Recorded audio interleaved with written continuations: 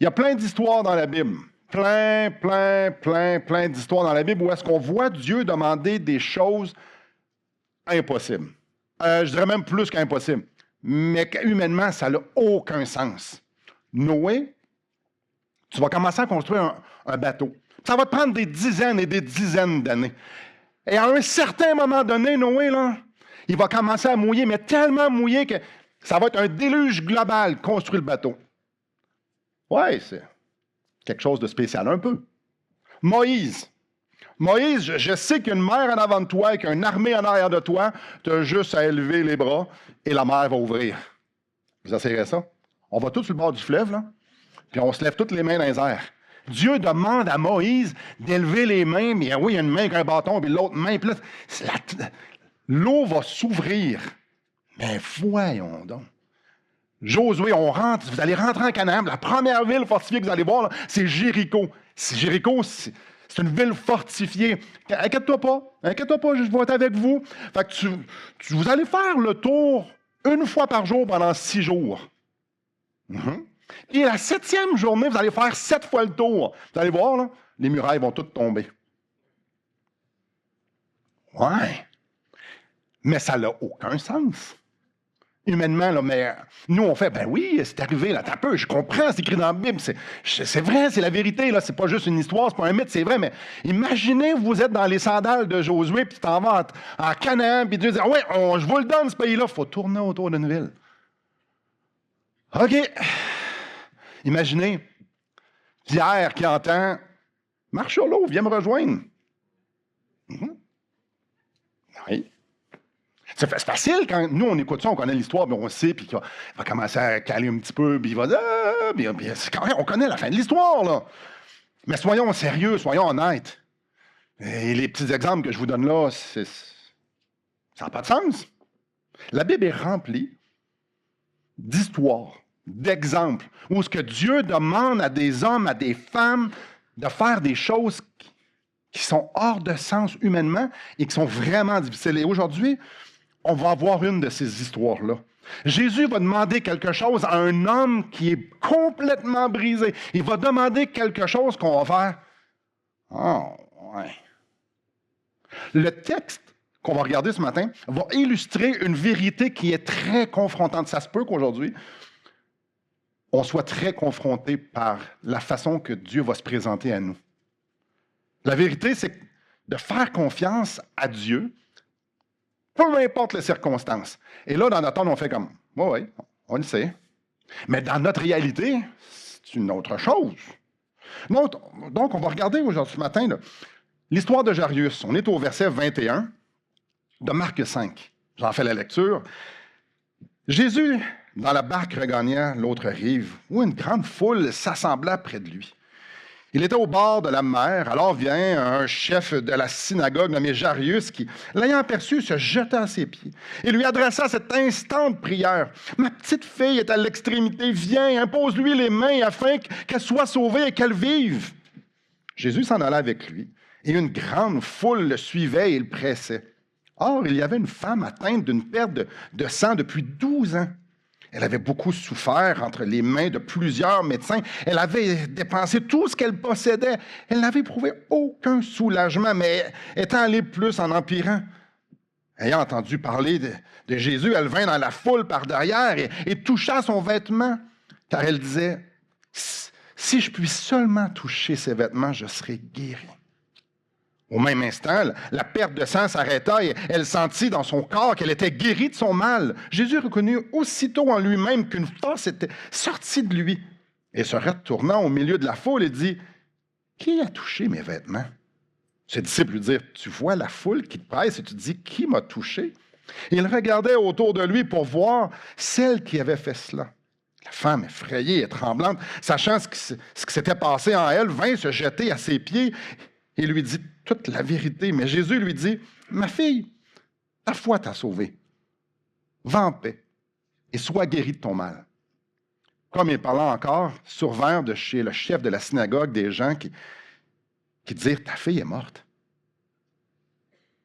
Pourquoi importuner davantage le maître? » Ta fille est morte. Donc, Si on regarde plus au verset 21, il y a une foule autour de Jésus. Mais on peut juste imaginer le personnage qui enseigne avec une grande autorité. Quand je dis personnage, c'est comment les gens le voyaient. Il faisait des miracles, toutes sortes de miracles. Il chassait des démons. Cet homme-là était extraordinaire. Les gens venaient à lui, puis leur vie était complètement transformée. Alors, quand Jésus arrive en ville, le monde se déplace.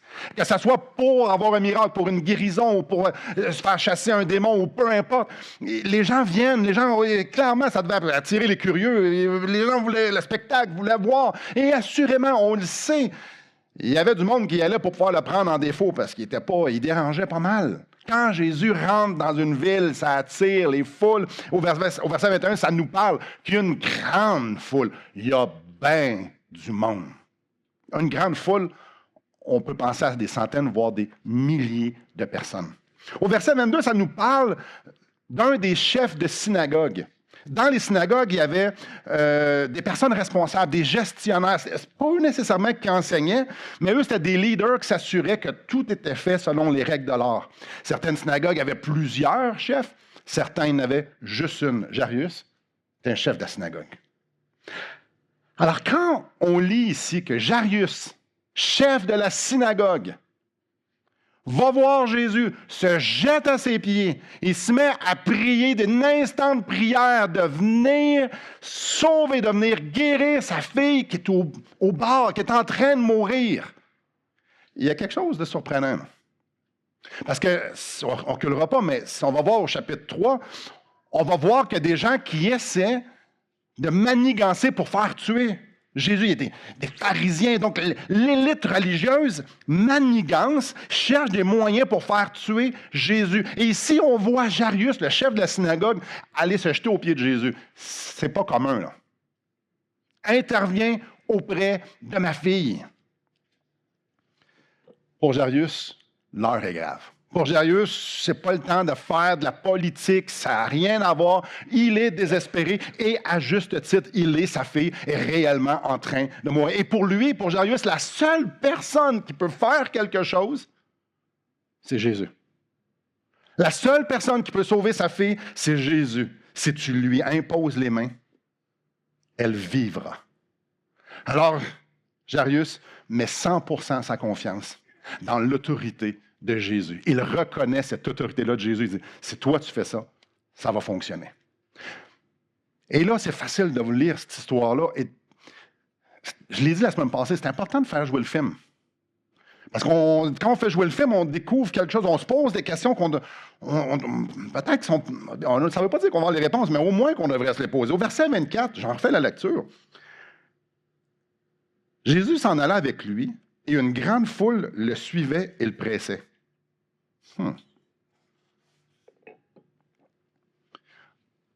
Ce qu'on sait de Jésus, c'est quand Jésus est là, il y a plein de gens. Ça, je l'ai déjà dit. Il y a plein de malades. Il y a des malades. Il y a du monde de toutes sortes de maladies, puis toutes sortes de maux. Il y a toutes sortes de monde autour de lui. Il est sollicité de part et d'autre. Jésus est sollicité et il est entouré de plein de gens qui ont plein de besoins. Et ici, on voit qu'il part avec Jairus. Je ne sais pas pour vous.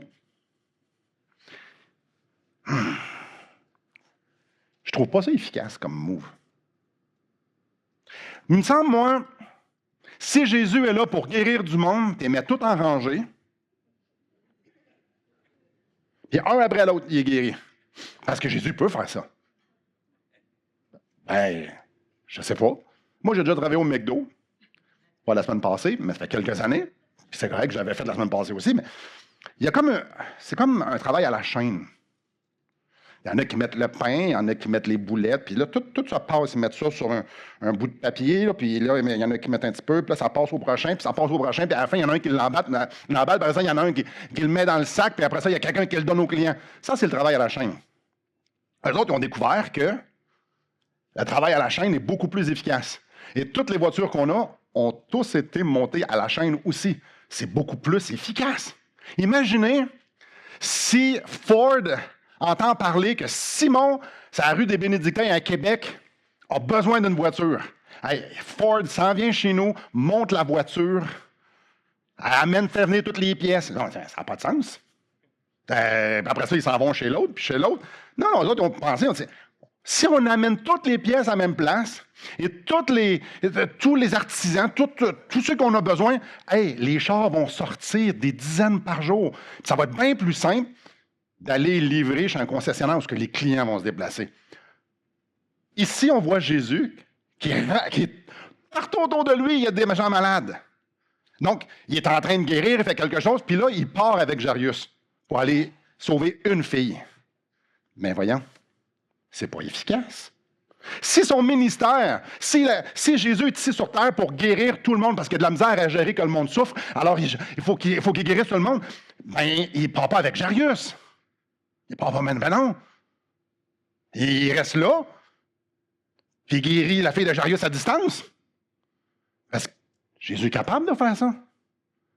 S'il est capable de tout mettre en existence en 6 jours par la parole et de soutenir toute chose par sa parole, il est capable de guérir quelqu'un à distance. Pourquoi il se déplace? Il abandonne tous ceux qui sont autour de lui, là, qui veulent être guéris. C'est Jésus, il est là pour guérir tout le monde parce qu'il faut que tout le monde aille bien. C'est pas un bon move, ça, là. En fait, le ministère de Jésus est vraiment plus que de faire de simples guérisons. Ici, dans cette histoire-là, Jésus a beaucoup plus à offrir à Jairus que de guérir sa fille. Alors qu'ils sont en chemin, comme on l'a lu il y a quelques minutes, il y a une femme atteinte d'une perte de sang depuis 12 ans qui vient toucher le vêtement de Jésus.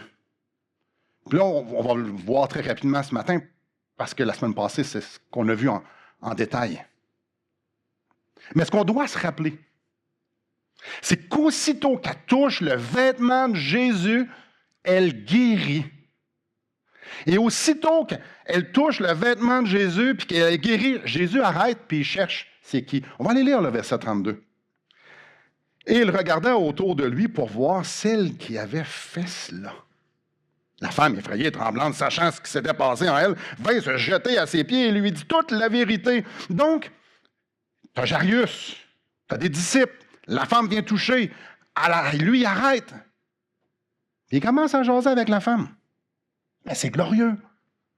Ça faisait 12 ans, on l'a vu, elle aussi était désespérée. Elle avait tout donné, elle était séparée du peuple. C'était difficile pour elle. Et en un instant, wow! Jésus la voit, Jésus l'écoute, Jésus leur donne sa dignité. C'est extraordinaire ce que la fille vit. Alors, si on se met dans les sandales de la madame, wow! Elle rencontre Jésus, puis elle repart de là avec sa dignité. Maintenant, elle est pure. Maintenant, elle n'est plus malade. Alors, on regarde ça, on fait, c'est extraordinaire. Mais la même expérience, du même événement, en fait, l'expérience du même événement, autant que c'est extraordinaire dans les sandales de la femme, maintenant, mettons-nous dans les sandales de Jairus. Oh! Même événement, pas la même expérience, mais pas du tout. Sa fille est en train de mourir. Et Jésus arrête pour jaser avec la madame. Vous voyez, quand on prend notre temps, bon, on se fait jouer le film, ça. Hein? Le texte ne nous dit pas comment Jairus s'est senti. Mais nous, on le sait comment on se sentirait. Je m'en vais voir Jésus, je le supplie, lui, il a beaucoup à perdre, mais c'est pas grave, il s'en fout ce qu'il va perdre, moi, je veux que ma fille soit guérie. Puis là, Jésus lui dit, OK, je te suis, puis en chemin, parle avec la madame. Moi, je sais comment je me sentirais, avec beaucoup, beaucoup de respect. Probablement que je ne le dirais pas, mais je ferais... on se souvient qu'on est en chemin pour aller guérir ma fille qui va mourir. Imaginez juste un instant. Votre fille est en train de mourir. Le gars qui peut et qui va dans ta tête, il va la guérir. Il arrête. C'est-tu absolument nécessaire qu'on reste? La femme est guérie. C'est là, n'oubliez pas. On est là, là. La foule est là, Jésus est là, la femme Jairus est là. Mais elle est guérie, Jésus. Elle est guérie. On y va-tu? On n'est pas obligé de jaser avec. Tic-toc, tic-toc. On peut-tu régler l'autre problème, s'il vous plaît? Ma fille est en train de mourir. OK, encore. Non, je pense que vous avez fait le tour. On y va. Ouais.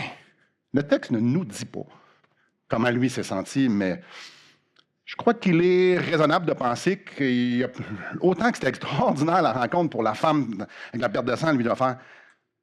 Ouais, on n'est pas rendu à destination encore. Le texte ne nous dit pas comment il s'est senti, mais le texte nous dit que c'est extrêmement dramatique.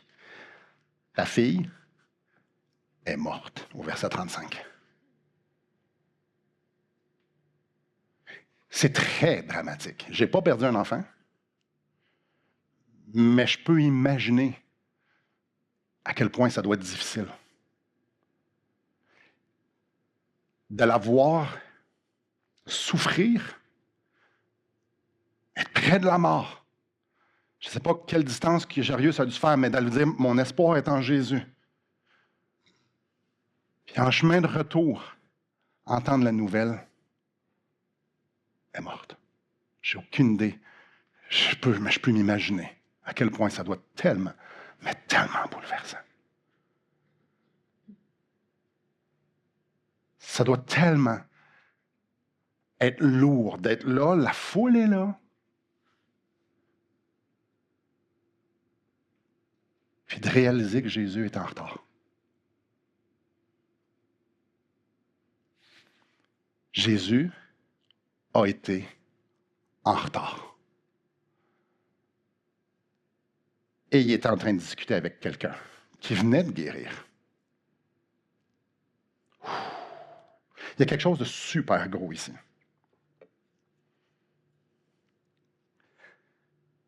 Et ça va venir confronter notre idée de ce qu'on peut penser de Jésus. Jésus aurait pu la guérir à distance. Jésus aurait pu la guérir à distance.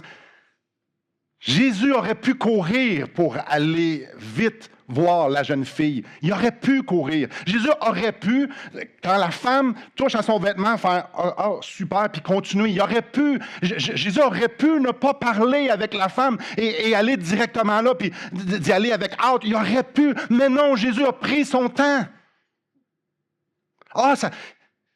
C'est important de comprendre que Jésus a pris son temps.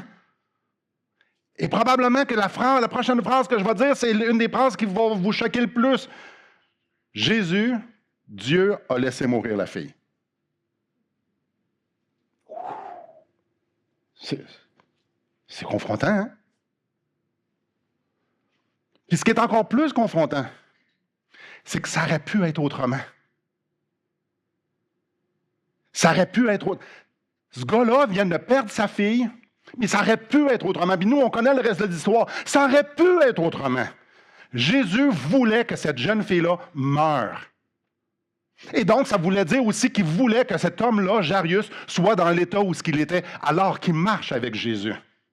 Alors, c'est très dramatique de réaliser que, Jésus l'a laissé mourir. Jésus voulait que Jairus soit de même. La réponse est oui. Alors, on vient dire à Jairus, ta fille est morte. Tu peux laisser le maître tranquille.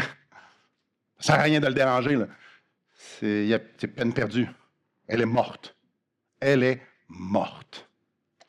Verset 36. Mais Jésus, sans tenir compte de ses paroles, dit au chef de la synagogue, ne crains pas, crois seulement.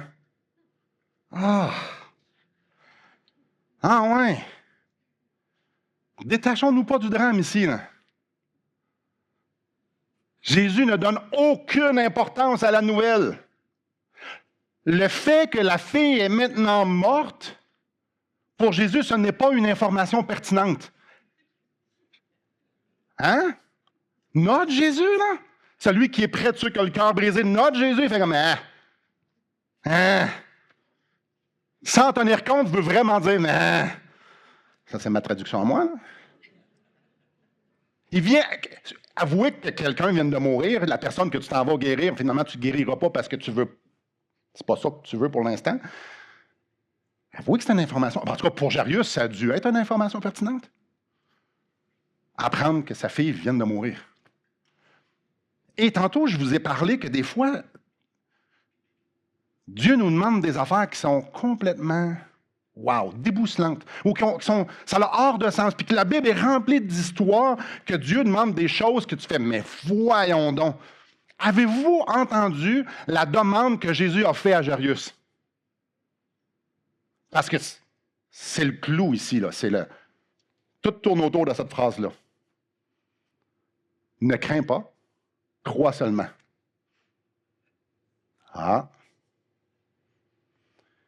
J'apprends que ma fille est morte.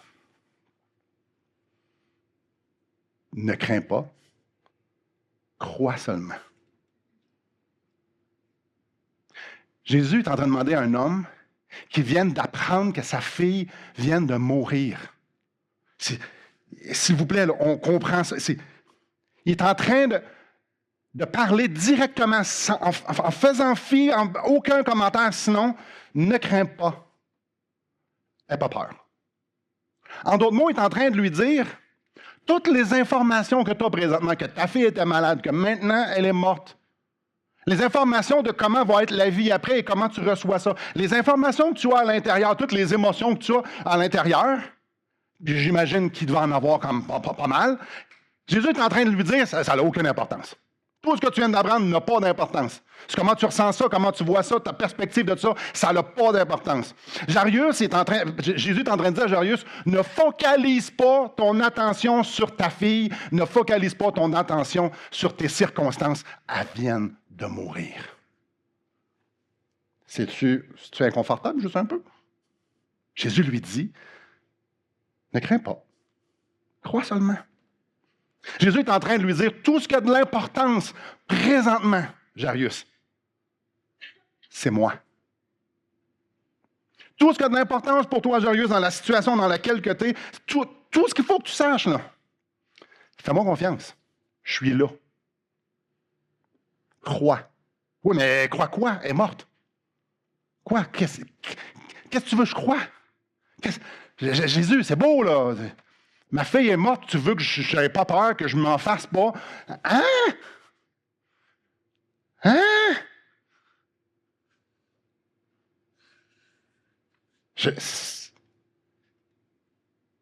OK, c'est pas de construire un arche, là, mais dire à quelqu'un qui vient de perdre sa fille,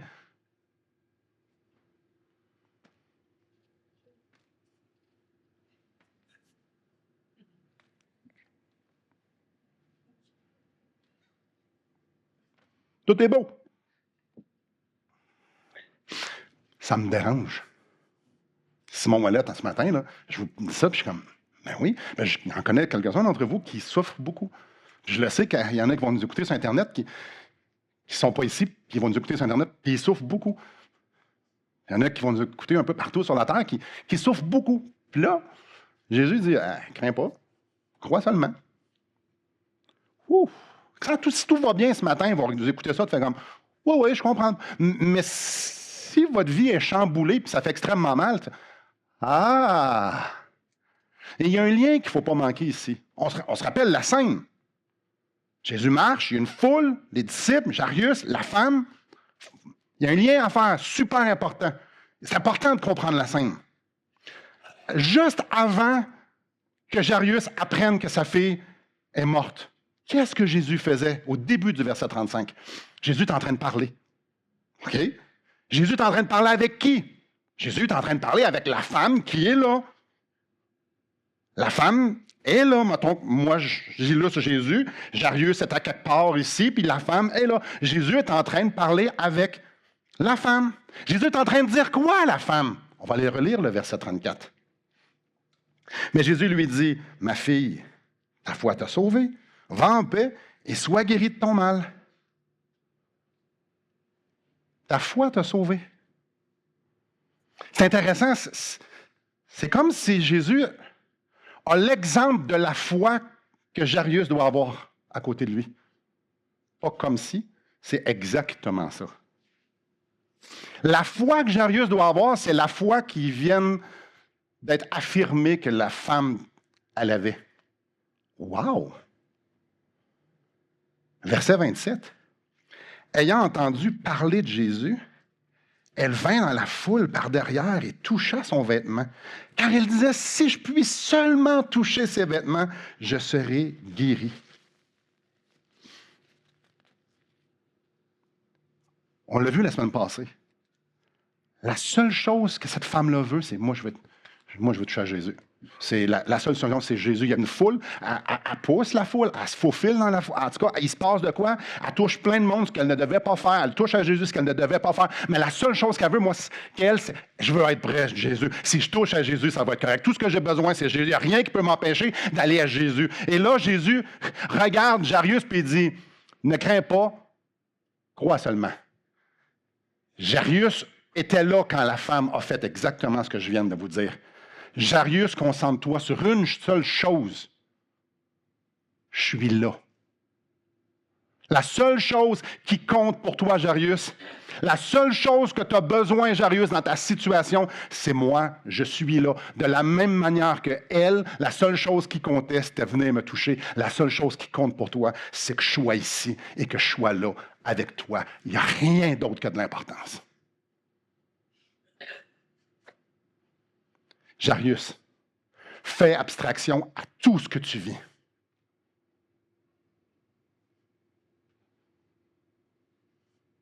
Je suis là. Et c'est tout ce que tu as besoin. Fais-moi confiance. On se rappelle, le gars vient d'entendre que sa fille est morte. Ouh! OK. Et de là, Jésus, accompagné de Pierre, Jean, Jacques, continue sa route pour aller à la maison de Jairus. Verset 37. Et il ne permit à personne de l'accompagner, si ce n'est à Pierre, à Jacques et à Jean, frère de Jacques. Pourquoi c'est juste ces trois apôtres-là? C'est une excellente question. Ces trois hommes-là, c'est sa garde rapprochée. C'est eux autres qu'on voit quand Jésus fait des choses vraiment spéciales, la transfiguration, dans le jardin de Gethsémani. C'est eux autres qui apportent. Mais pourquoi eux autres? Si vous le découvrez, vous viendrez me le dire. On ne le sait pas. Il n'y a pas d'explication claire. On peut voir que Jean, c'était le disciple que Jésus appréciait d'une façon différente que les autres. Mais on ne sait pas vraiment pourquoi. Ce qu'on sait, c'est qu'eux, il y a un accès privilégié dans des événements où ce que Jésus va et fait des choses extraordinaires, et là, ils suivent Jésus. Mais là, quand il arrive à la maison de Jairus, il y a une jeune fille qui vient de mourir, là. Il y a un attroupement, puis il y a un attroupement de monde endeuillé, là, au verset 38.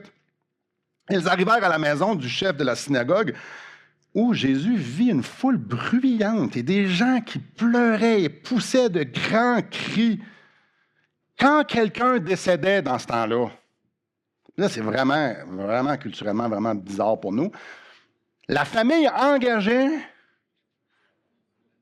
des pleureurs, du monde qui crie puis qui démontre une tristesse. Mais eux, ils ne sont pas nécessairement tristes. Eux sont engagés à être tristes. Et là, on fait, ah ouais. On pourrait passer beaucoup de temps là-dessus, c'est intéressant. Mais l'important dans notre texte, c'est juste de comprendre que là, il y a du monde qui sont en train d'exprimer ouvertement toute la tristesse. Donc, dans notre culture, on veut être fort.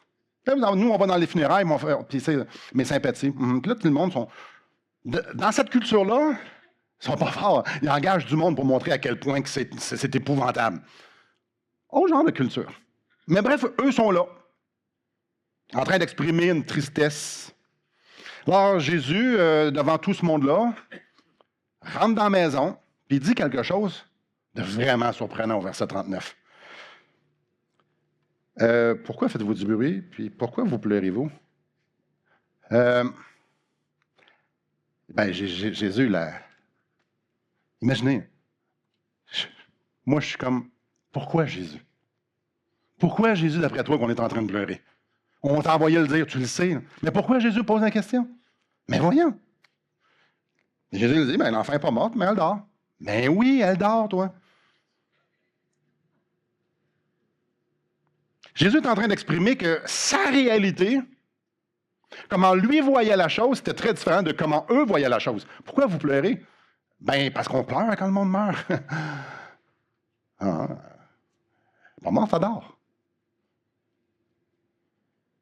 Mais la fille était morte. Mais sa réalité est très différente de la réalité des gens qui sont là. Lui, il sait ce qui va arriver. Lui, il le sait ce qui va arriver. Puis au verset 40, au début, ça nous dit qu'ils se moquèrent de lui. Qui se moque de lui? On ne sait pas trop, ceux qui étaient là. Mais il y a une chose qu'on sait certainement, c'est que les gens ne réalisent pas que Dieu vient de rentrer dans la maison, puis quand Dieu rentre dans la maison, n'importe quoi peut arriver. Ça, la réalité de la mort de la jeune fille, la peine, les circonstances, comment ils se sentent, la fille qui ne respire plus, puis la fille qui est décédée, font en sorte que Dieu rentre dans la maison, puis ça, c'est pas pris en compte. Ça, c'est écrit. Puis quand Dieu rentre dans la maison, tout est possible. Ça, pour eux, non. À la place, ils se moquent de lui. Comme si Jésus ne savait pas ce qui est en train de se passer. Comme si, mais voyons, comme s'il faisait une blague où il n'était pas en contact avec la réalité. Avez-vous déjà parlé avec quelqu'un, tu fais comme, mais tu vois-tu les mêmes affaires comme moi, toi, là? Il rit de lui. Il se moque de lui. Tu ne comprends pas ce qu'on est en train de vivre, Jésus, là. Et Jésus fait ce que Jésus fait, il ne s'obstine pas. Alors, je lis le reste du verset 30, il est fait sortir. Alors, ayant fait sortir tout le monde, il prit avec lui le père et la mère de l'enfant, et ceux qui l'avaient accompagné, il entrait là où l'enfant était. Donc, grosso modo, c'est OK, allez-vous-en.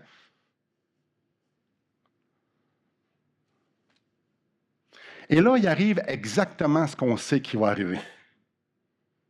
Parce que vous l'avez déjà probablement lu. Ou vous vous doutez parce que on s'habitue souvent qu'à la fin de l'histoire, ça va bien. Pas toutes les histoires. Mais ici, oui, Jésus ramène la jeune fille à la vie. Verset 41. Il la saisit par la main et lui dit, « Talita koumi », ce qui signifie « Jeune fille, lève-toi, je te le dis ». Ah, ouais. Aussitôt, la jeune fille se leva et se mit à marcher car elle avait 12 ans et ils furent dans un grand étonnement. Jésus fait ce qu'il fait. Il fait un miracle. C'est quoi la différence entre donner la vue à un aveugle, guérir un paralytique et redonner la vie? Ce sont tous des miracles. Il faut être Dieu pour faire ça. Alors, Dieu fait ce qu'il fait. Un miracle. Et les gens ça nous dit qu'ils sont dans un grand étonnement. On ne passera pas beaucoup de temps là-dedans, mais nous, quand on est étonné, on fait comme « Ah, wow! » ou « Ah! Wow! Oui. » Non, grand étonnement, c'est pas là. C'est le mot extrêmement flabbergasté. Ils sortent de leur bottine. C'est comme une exclamation extrême plus méga d'étonnement. C'est wow, ça l'explose en wow. Grand étonnement. Évidemment, ici, il y a des nuances sur la traduction à la Simon, mais vous comprenez le principe que c'est plus comme ah wow, non, c'est wow, wow. Et au verset 43, on lit, Jésus leur adressa de fortes recommandations pour que personne sache la chose et il dit qu'on donne à manger à la jeune fille. Bref, Jésus, il veut que la nouvelle reste secrète. Pourquoi? Ben parce que Jésus est en train de se présenter en tant que serviteur. Si les gens savent tout de suite qui il est, ils vont le couronner roi, mais là, il est en train de démontrer qu'il est un serviteur. Plus tard, le centurion, plus tard, il va le reconnaître. Mais ici, non, Jésus veut que ça reste secret.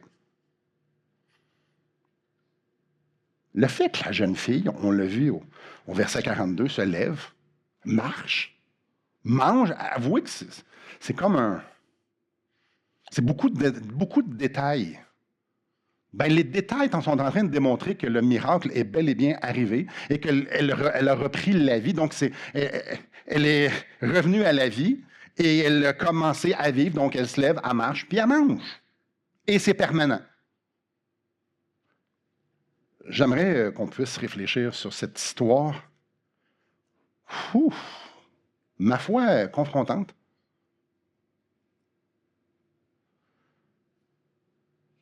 Ces deux histoires-là ne sont pas une explication pour savoir comment avoir un miracle de Dieu.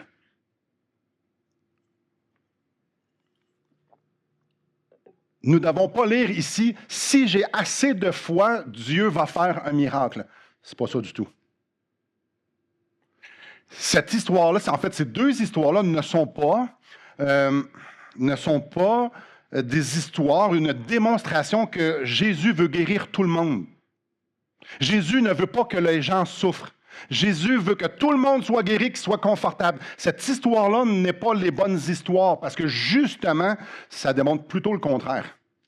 Parce qu'il est dans un endroit où il y a plein de monde qui le veulent, puis Jésus décide de partir de là, puis d'aller juste voir une personne. Et en chemin, il y a une autre personne. Et en chemin, ben, la fille qui s'en allait guérir est morte. Alors, d'arriver à la conclusion de dire, ben, Jésus veut que tout le monde soit guéri. En fait, si on lit les évangiles, bien souvent, on l'a vu déjà dans Marc, les gens s'attendent à ce qu'il reste une place pour faire des guérisons, puis il fait « Salut, on s'en va à l'autre bord de la mer ». Alors, Jésus a plus qu'à offrir que de simples guérisons. Frères et sœurs, oui, il y a deux miracles dans ces deux histoires-là. Mais ces histoires-là, celle de la femme et celle de Jairus, ne sont pas à propos des miracles. Mais oui, il y en a dedans. Les miracles illustrent l'histoire. Ils font partie, c'est du détail. Comme j'ai dit, Jésus aurait pu sauver la jeune fille à distance. Il aurait pu. Il aurait pu la guérir à distance. Et là, c'est pour nous, ça, là, ce matin, frères et sœurs. Il ne l'a pas guéri. Jésus a choisi de ne pas guérir. A choisi que les parents de cette jeune fille-là soient complètement bouleversés, atterrés. Et là, Jésus a choisi qu'il y ait un deuil dans cette famille-là. Il l'a choisi, c'était ça qu'il voulait. Et ça aurait pu être autrement, c'est comme ça. Je vais même aller plus loin. Jésus voulait être en retard. Jésus voulait être en retard. Parce qu'il y avait quelque chose de plus important que la guérison. Jésus voulait être en retard pour rencontrer Jairus. Jésus voulait être en retard pour parler au cœur de Jairus. Jésus voulait se révéler à Jairus plus que dans la guérison de sa fille. Il voulait parler à son cœur. Il voulait que Jairus lui fasse confiance. Ça aurait été très facile de faire une guérison vite fait. Là. Ça aurait été... C'est facile. La preuve, la femme vient de toucher son vêtement et elle est guérie. Il n'est pas limité, là. Non, Jésus voulait que ça se passe de même. Parce qu'il voulait rencontrer Jairus de même. Puis il voulait dire, ne crains pas, crois seulement à Jairus. C'est ça qu'il avait besoin d'entendre. Et quand Jésus a dit à Jairus, ne crains pas, crois seulement, Jésus ne lui a pas dit, ta fille va être guérie. Important à comprendre. Nous, on le sait qu'elle va être guérie, on vient de le lire, puis on l'avait déjà lu. Mais quand Jairus est à côté de la femme, il a perdu sang, il est dans la foule, puis Jésus dit, ne crains pas, crois seulement, il n'y en a aucune idée que sa fille va être guérie. Aucune. Tout ce qu'il sait, c'est que la chose la plus importante, c'est que c'est Jésus. Jésus voulait se révéler à lui pour que Jairus prenne conscience que ce qui est important, c'est que Jésus soit là. Qu'il n'avait pas besoin de craindre, qu'il pouvait encore faire 100% à Jésus, parce que Jésus a réellement toute autorité sur toute chose. Frères et sœurs, cette histoire-là nous confronte parce que Dieu utilise les épreuves pour se révéler à nous. Puis je vais même aller plus loin. Dieu veut nous rencontrer dans la souffrance qu'il permet. Dieu permet de la souffrance, et même dans le cas de Jairus, une souffrance extrême pour nous rencontrer. Ces deux histoires-là nous révèlent avec brio que ce qu'on a réellement besoin n'a rien à voir avec les circonstances, mais un rapport avec de faire confiance à Jésus. Ne crains pas. Crois seulement. Parole dite à un homme qui vient d'apprendre que sa fille est morte. Et lui, il a suivi Jésus. Il n'a pas dit à Jésus, oh, regarde, c'est assez, t'es en retard, regarde. Il a suivi Jésus, puis, sans savoir si sa fille était pour vivre. Mais il a juste suivi Jésus. Ah, c'est ça qu'il faut comprendre. Il a juste suivi Jésus. Il a juste continué à faire confiance à Jésus. L'important, c'est qu'il soit à côté de Jésus, que Jésus soit avec lui. Et là, ce matin, je me dis, on fait quoi, nous, avec ça? Premièrement, se repentir de croire que Jésus, tout ce qu'il veut, c'est qu'on soit confortable. Cette histoire-là le démontre royalement que ça, c'est un mensonge. Le but premier de Dieu, ce n'est pas que nous soyons confortables. On commence avec ça. Le but premier de Dieu n'est pas de nous donner du soulagement dans quelconque circonstance qu'on aurait. Ce n'est pas son but premier. Est-ce que Dieu peut donner du soulagement? Est-ce que Dieu peut faire en sorte que les circonstances qui sont chaotiques ou souffrantes cessent? Oui, absolument. Est-ce que Dieu peut guérir? Ben oui, clairement, il peut. Oui, clairement. Mais il veut nous donner quelque chose infiniment plus qu'une simple guérison. Il veut nous rencontrer dans la souffrance. Alors, peu importe la souffrance dans laquelle on est, on peut être sûr et certain, c'est que Jésus est là, puis il nous dit, crains pas, crois seulement. Ça, on peut être garanti de ça. Puis, suis-moi, on continue de marcher. Crains pas, crois seulement. Ça, c'est une garantie. C'est ce qui s'appelle de marcher par la foi et non par la vue. C'est ce qu'on appelle de croire la vérité, de ne pas croire le mensonge et de se faire un Dieu à notre image qu'on pense que tout ce qu'il veut, c'est qu'on soit confortable. Ce qui est faux. C'est faux. Ce qu'il veut, c'est qu'on croit en lui. Ce qu'il veut, c'est qu'on croit ce qu'il nous dit, je serai avec vous jusqu'à la fin. Ce qu'il veut, c'est qu'on prenne confiance dans le fait que lui est là. Et tout ce qui est important, c'est que lui soit là. Alors oui, il se peut qu'il y ait soulagement. Mais ce que lui veut, ce qu'on sait, c'est nous rencontrer et venir parler à notre cœur. Et oui, il peut y avoir des résolutions qui sont extraordinaires, puis qu'on loue le Seigneur. Mais si tu guéris, puis tu n'as pas rencontré Jésus, ça ne marche pas. Ça ne marche pas, tu n'as pas rencontré Jésus. Si la circonstance et tout est extraordinaire, puis le conflit, ou le chaos, ou les problèmes financiers, ou peu importe, si tout ça se règle, mais tu n'as pas rencontré Jésus, tu n'as rien gagné.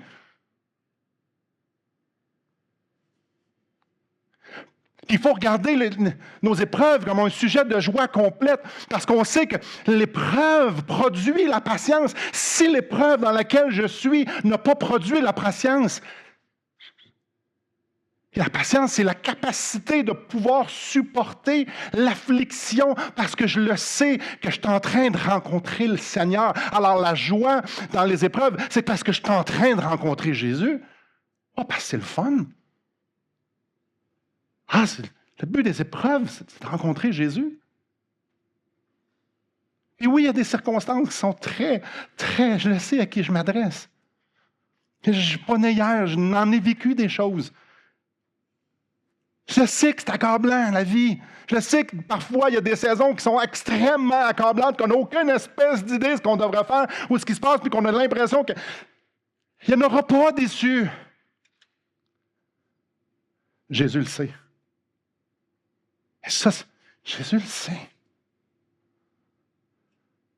Alors, je peux faire comme ceux qui se sont moqués de Jésus et disaient, voyons donc, ça n'a pas d'allure, ça n'a pas d'allure. Il ne comprend pas. Voyons donc, la réalité, pourquoi on pleure? Voyons, c'est évident pourquoi on pleure. C'est rough, c'est dur, on vit la misère, on ne sait plus quoi faire. On peut être comme eux. On peut être comme eux. On peut être comme eux. Ou on peut entendre ce que Jésus a dit à Jairus, puis se l'approprier et dire, ne crains pas, crois seulement.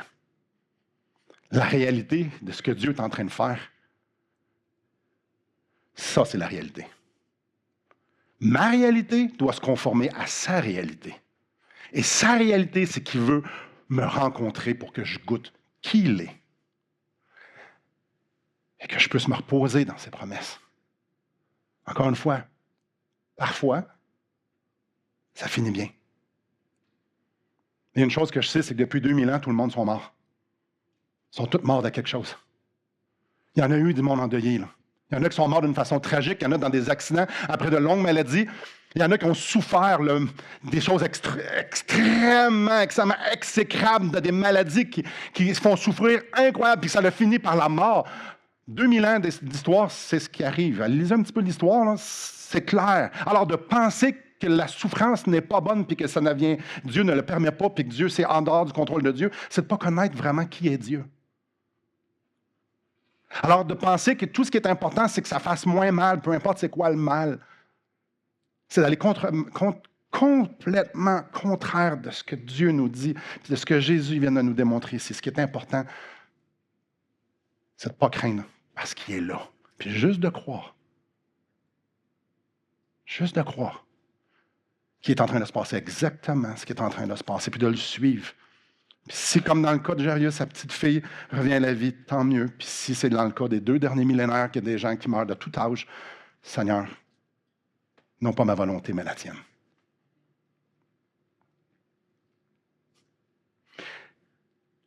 Dieu,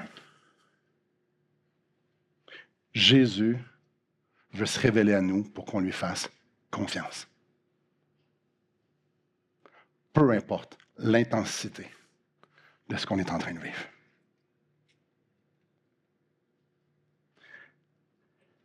Ce matin, est-ce que vous réalisez que peu importe l'inconfort dans lequel vous êtes, et peu importe l'intensité de l'inconfort dans lequel vous êtes, ce que matin vous réalisez, ce que vous avez le plus de besoin, c'est de Jésus.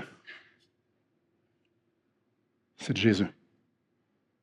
Le reste, c'est secondaire. Est-ce que vous, ce matin, vous réalisez que peu importe ce que vous êtes en train de vivre, peu importe à qui entend ces paroles-là, la chose qu'on a le plus de besoin, c'est de rencontrer Jésus.